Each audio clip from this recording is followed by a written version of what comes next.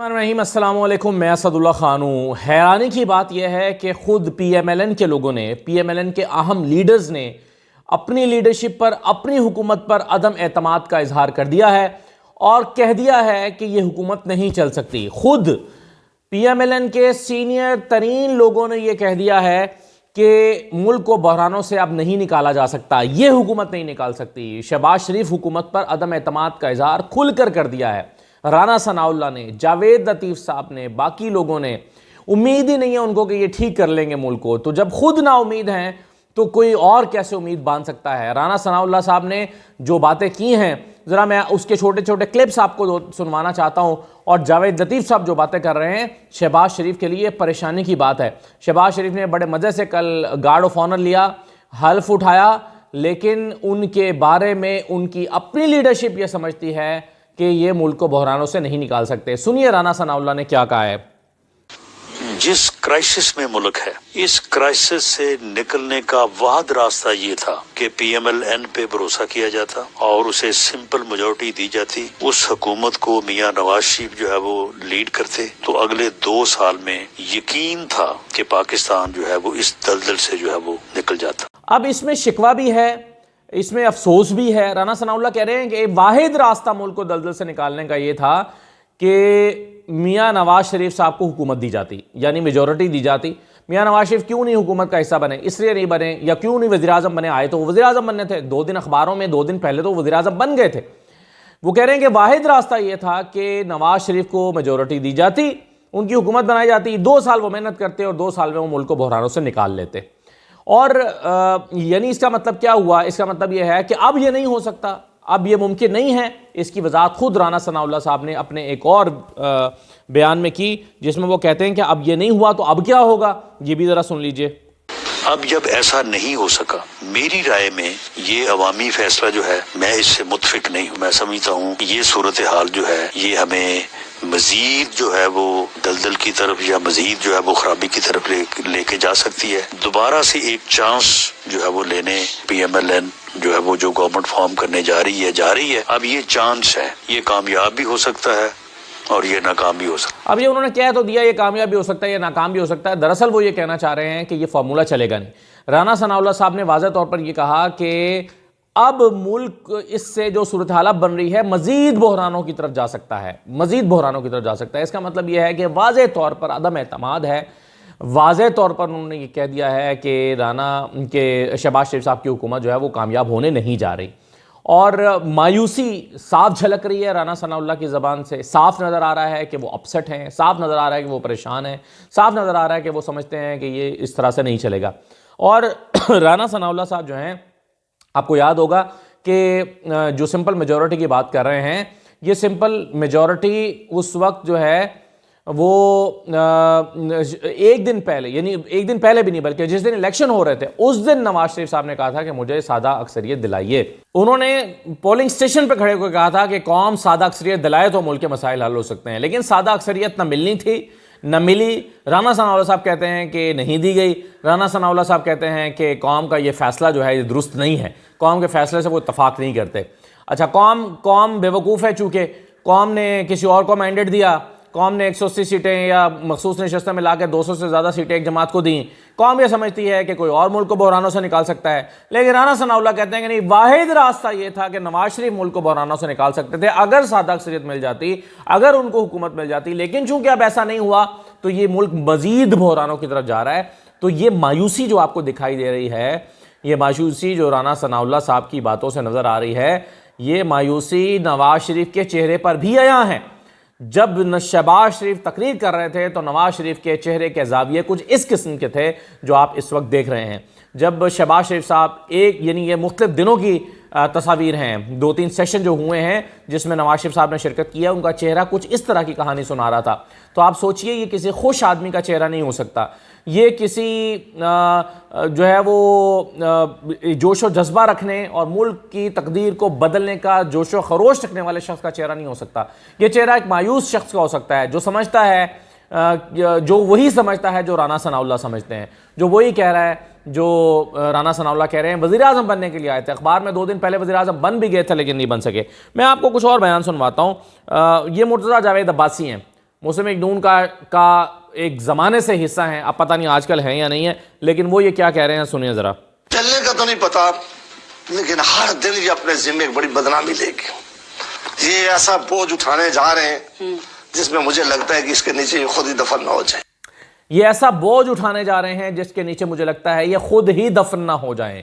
ये हर रोज अपने गले एक बदनामी मोल लेने जा रहे हैं, ये कह रहे हैं मुर्तज़ा जावेद अब्बासी। और जावेद लतीफ़ साहब, वो तो चले, मुर्तज़ा जावेद अब्बासी तो हो सकता है नाराज़ हो नून लीग से, लेकिन जावेद लतीफ़ साहब तो अभी भी नून लीग का इस तरह से हिस्सा हैं कि हर मीटिंग में शरीक होते हैं, हर जो है वो अहम इजलास में शिरकत करते हैं, पॉलिसी साजी का हिस्सा हैं, अहम तरीन लीडर हैं।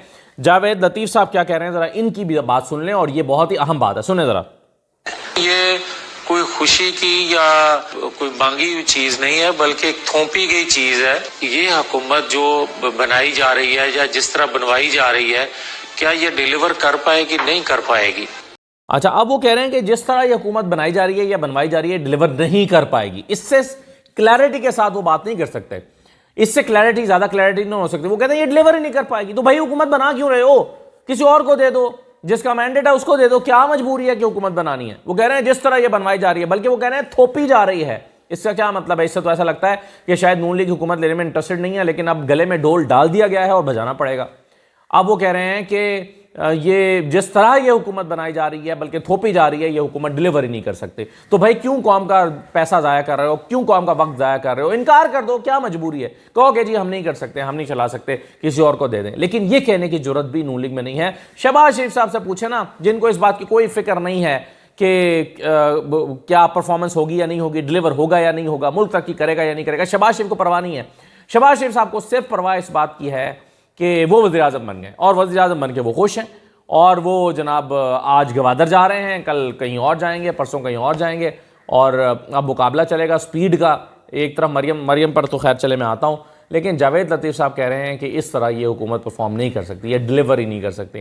राना सनाउल्लाह साहब जो अभी शहबाज शरीफ हुकूमत के बारे में इस तरह की बातें कर रहे हैं, हो सकता है कि वो सेनेटर बना दिए जाएँ और वो सेनेट में आकर जो है वो कोई वजारत ले लें, इसी हुकूमत का हिस्सा बन जाए। लेकिन इस बात का इम्कान मुझे कम दिखाई देता है। मुझे इस बात का ज़्यादा इम्कान दिखाई देता है कि राना सनाउल्लाह को शायद पंजाब में कोई जिम्मेदारी मरियम नवाज़ के साथ दी जाएगी। मरियम नवाज़ अपने साथ परवेज़ रशीद को भी उन्होंने रखा है, मरियम औरंगज़ेब को यहाँ से ले गई हैं। मरियम औरंगज़ेब ने अपने साथ वफाक में काम करने वाली टीम को उठाकर सूबे में बुलाने की कोशिश की, तो शहबाज शरीफ साहब ने उस पर रिएक्ट किया है और कहा है कि ख़बरदार, यहाँ की ब्यूरोक्रेसी को मेरे मर्जी के बगैर छेड़ा और पंजाब में लेकर गए। तो एक खींचातानी पंजाब में और वफाक में ये भी शुरू हो गई है ब्यूरोक्रेसी के मामले पर। यानी शहबाज शरीफ जो हैं वो मरियम नवाज़ को उनकी मर्जी के अफसरान नहीं दे रहे। तो ये खींचातानी भी हमें जो है वो दिखना शुरू हो गई है। तो राना सनाउल्लाह साहब शायद पंजाब का हिस्सा बन जाए और वो इस हुकूमत से जिससे परफॉर्म करना ही नहीं है, उससे शायद दूर रहना ही पसंद करें और उसका वो हिस्सा ना बनना पसंद करें। इस बात का भी इम्कान मौजूद है। अच्छा, अब आप ये देखिए, तो मैंने आपको सुनवाया, एक तरफ खुद जो हुकूमती लोग हैं वो परेशान हैं, एक तरफ हुकूमत के लोग जो हैं उनका यानी दिल ही उदास है खुद हुकूमत में आने के बावजूद, और समझते हैं ये परफॉर्मेंस नहीं हो सकती। दूसरी तरफ जो अपोजिशन है वो इतनी तगड़ी है और इतनी कॉन्फिडेंट है, वो कहते हैं हम इनको चैन लेने नहीं देंगे जब तक हमारा मैंडेट नहीं मिलेगा। शेख वकास रकम साहब की बात सुने, वो पार्लियामेंट में जो लोग कर रहे हैं वो तो कर रहे हैं ना, बैरिस्टर गौहर, शेर अफजल मरवत, बाकी लोग जो तकरीरें कर रहे हैं, उमर अयूब, ये शेख वकास अकरम साहब को सुन लें ज़रा, ये क्या कह रहे हैं। देखिए, हमारे लोग दुखे हुए हैं और बहुत ज्यादा दुखे हुए हैं। एक एक एमएनए एक कहानी है, बिल्कुल नहीं बैठेंगे, बिल्कुल नहीं बैठेंगे, तीसरी दफा कहता हूं बिल्कुल नहीं बैठेंगे। हमारी सीटें वापस होंगी, हमारा चोरी का मैंडेट वापस आएगा, उसके बाद चीजें दुरुस्त होंगी, हम फिर देखेंगे कि ये निजाम कैसे चलेगा। हम इस मुल्क में जुल्म और बर्बरियत का निशान बनाए गए हैं। जिन लोगों ने हमारी सीटें चोरी की हैं, हम उनको सुकून से नहीं बैठने देंगे। आपने हमें फांसी लगानी है, चौक में फांसी लगा दो। आपने हमें गोली मारनी है, चौक में खड़ा करके गोली मार दो। जब तक इस ऐवान में बैठे हैं, अगर हम अपना हक नहीं ना ले सकते, तो अवाम को ये तमाशा दिखाने के लिए कि तुम्हारा हक लेके देंगे, ये ड्रामा नहीं कर सकते। जो एमएनए इस काबिल नहीं है कि अपना हक ले सकें, अवाम को हम क्या कहानियां सुनाएं। ये जो हक हम मांग रहे हैं शहबाज शरीफ से, जो बेनिफिशरी है इसके सिस्टम के बेनिफिशरी नहीं दे सकते, इसके लिए सुप्रीम कोर्ट जाना पड़ेगा। जमात इस्लामी का एक एमपी जीती हुई सीट वापस कर सकता है, कर सकता है। शहबाज शरीफ हिम्मत क्यों नहीं कर सकता? अच्छा, अब वो ये कह रहे हैं कि जी चैन से नहीं बैठेंगे, अपना हक लेंगे, किसी सूरत नहीं पीछे हटेंगे, जुल्म और बर्बरियत का हमें निशान बनाया गया है, हम किसी सूरत चैन से नहीं बैठेंगे। और ये असम्बली जिस तरह से वजूद में आई है, ये अब मुझे नहीं मालूम कि कितना चैन से चल पाएगी और किस तरह से आगे परफॉर्म कर पाएगी। मैं तो बड़ा होपफुल था, मैं समझता था कि चलें हुकूमत बन गई है, चलिए अब मामलात आगे चलेंगे, मैं बड़ा पुरुमीद था। लेकिन मेरा दिल भी राना सनाउल्लाह और जावेद लतीफ़ की बातें सुन के टूट गया है। मैं ज़ाती तौर पर इनको देख के और जो है वो उदास हो गया हूँ, मैं खुद भी, कि अगर ये नहीं हिम्मत कर रहे तो हम लोग कैसे हौसला पकड़ेंगे। यानी हम समझ रहे थे कि चलें जो हुआ सो हुआ, मुल्क को आगे बढ़ना चाहिए, आगे चलना चाहिए, मुआशी मसाइल हैं, अवाम के मसाइल हैं, चीज़ें हैं, आगे बढ़ें। मैं समझ रहा था कि चलें इसमें से अब कुछ जो है वो मुस्बत की होप रखें। मुझे तो राना सनाउल्लाह और जावेद लतीफ़ ने खुद डिमोरलाइज कर दिया है मुझे, और मुझ जैसे, जाहिर है मैं भी एक अवाम का हिस्सा हूँ, आम आदमी हूँ, मुझ जैसे और भी लोगों को इन्होंने अपसेट किया होगा, खुद अपने वर्कर्स को अपसेट किया होगा, खुद अपने वर्कर्स को डिमोरलाइज किया होगा, जो क्या समझ रहे थे कि जी शहबाज शरीफ की हुकूमत बन गई है। वो चंद हज़ार वर्कर जो मॉडल टाउन के बाहर खड़े थे उस दिन 9 तारीख की रात को जब विक्ट्री स्पीच दी थी, उस दिन वो सेलिब्रेट करने की कोशिश कर रहे थे, आज तो वो डिमोरलाइज होंगे ये सारी बातें सुन के। तो कैसे निज़ाम आगे चलेगा, कैसे सिस्टम आगे बढ़ेगा, ये बहुत हैरान कुन बात है। मरियम नवाज साहिबा को कोई समझाए, मरियम नवाज को कोई समझाए कि ये जो आप कर रही हैं इससे ये काउंटर प्रोडक्टिव है, इससे उल्टा नुकसान हो रहा है। स्कूल में घुस के, यानी कैमरामैन पहले खड़ा हुआ है, मरियम नवाज साहबा एंटर हुई हैं और तासुर ये दिया है कि अचानक क्लास में आ गई हैं, और यानी अचानक आई हैं तो कैमरामैन पहले से कैसे खड़ा हुआ है, माइक लगा हुआ है, ऑडियो आ रही है, और बच्चों क्या पढ़ रहे हो, क्या कर रहे हो, और जनाब बेंच पे बैठ गई, बच्ची को कह रही हैं तुम मेरे करीब होके बैठ जाओ। ये क्या है?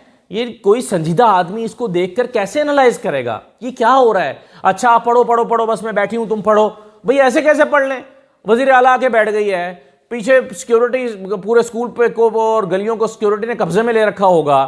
आप आई हैं तो 4 घंटे पहले सिक्योरिटी ने आके पूरा टेक ओवर कर लिया होगा स्कूल को, जिस तरह से होता है वजीर आला के आने पे। हमें नहीं पता वजीर आला ने आना होता तो क्या होता है।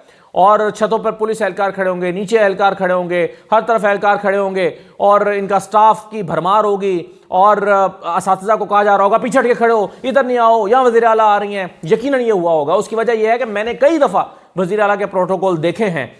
वज़ीर आला का स्टाफ किसी को घास नहीं डालता और कहता है कि पीछे हट जाओ, इधर हो जाओ, उधर हो जाओ। एक टीचर को आप कमरे क्लासरूम में खड़ा करके और तासुर देने की कोशिश कर रहे हैं कि जनाब ये बड़ा, हाँ हाँ बच्चों पढ़ो। कैसे पढ़ लें भाई वो बच्चे आपके इस तरह करने से? फिर टीचर ने भी कह दिया कि जी ठीक है हम नहीं पढ़ रहे, रिवीजन हो रही है। तो ये जो कर रहे हैं ये ऑप्टिक्स के लिए, मतलब कोई संजीदा आदमी इसको देखेगा तो क्या समझेगा कि ये क्या हो रहा है, ये क्या ड्रामा हो रहा है, क्या मजाक हो रहा है। भाई आप वजीर आला हैं, संजीदा काम करने के लिए आपको मैंडेट दिया है लोगों ने वैसे दिया नहीं है, लेकिन चलें आपने क्लेम किया है कि आपको मैंडेट दिया है, संजीदा कामों के लिए दिया है और पॉलिसी बनाने के लिए दिया है। ये स्कूलों में घुस के क्लासरूम में बैठ के इससे जी क्या हुआ जी की खबर क्या है कि मरियम नवाज ने पढ़ाने के तरीक़ाकार का जायजा लिया। भाई एक क्लासरूम में बैठ के आप तरीक़ाकार का कैसे जायजा ले सकते हैं? सैकड़ों हजारों स्कूल हैं पंजाब में, कैसे आप तरीक़ाकार का जायजा ले सकते हैं? आपको पॉलिसी बनाना है, उस पॉलिसी को इंप्लीमेंट करना है, उसके लिए सिस्टम को स्ट्रॉन्ग करना है, उसके लिए आपके जो डीओ ईडीओज हैं, आपके अफसरान हैं, उनके साथ मीटिंग करके उनको एक पॉलिसी देनी है और उस पॉलिसी को मॉनिटर करना है, इंप्लीमेंट करना है। ये काम है वज़ीर आला का। ये नहीं है कि रोज़ उठाएं और थैले वीडियो बना के और दिखाएं कि ये नवाज शरीफ की तस्वीर वाला थैला मैं बांट रही हूँ। नवाज शरीफ की तस्वीर छाप कर भी जो है वो करोड़ों रुपए तो सिर्फ थैलों की छपाई पे खर्च किए होंगे, करोड़ों रुपए सिर्फ थैलों की छपाई पे। हालांकि उतने करोड़ों रुपए में शायद राशन ज़्यादा डाला जा सकता था। तो ये ड्रामेबाजियां, पुराने फार्मूले, इससे तो बिल्कुल नहीं चलेगा। राना सनाउल्लाह इसीलिए तो मायूस है, उनको पता है कि इन तेलों में तेल नहीं है, इसीलिए तो जावेद लतीफ़ कह रहे हैं कि ये सिस्टम परफॉर्म नहीं कर सकता। अपने अतवार बदलें तो शायद कुछ भला हो जाए। इजाज़त दीजिए, अल्लाह हाफिज़।